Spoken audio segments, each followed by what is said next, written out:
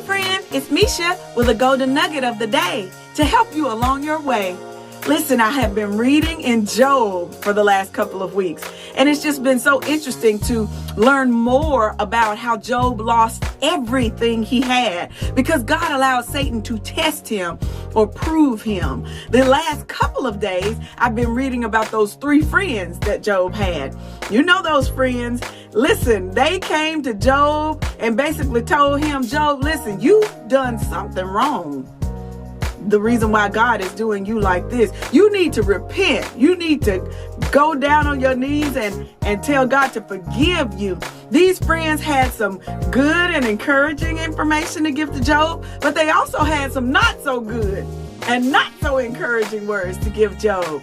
That's kind of how people are these days when you go through anything, whether it be a sickness, whether it be financial hardships, whether it be loss of a loved one, whatever it is, people will think that you have wronged God and God is mad at you. And that is not always the case. Listen, go to the word with me. We'll just study about some of the things his friends told him.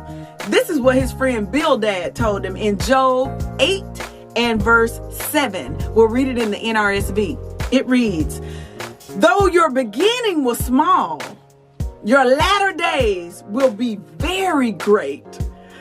When I read that, I was like, okay, Bildad, you almost gave a prophecy there. Because if you know anything about the story, at the end of the book of Job, we find out that Job was blessed with twice as much as he started out with.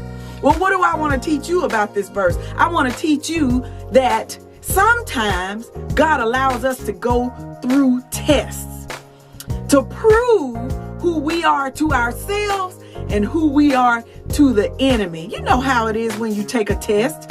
You don't always get all of the answers right, but a test will reveal to you that you really didn't know as much as you thought you knew, that there are some things you need to brush up on. There are some things you need to go back and learn and study about yourself, about God, learning more about Him. And I have come to tell you today that what you are going through, this thing that you're going through right now, is only a test. God is trying to show you who you are and who He is in you. Sometimes it takes a test for us to know exactly who we are and who God is. So go through this test. Listen, just continue to go through. God is with you.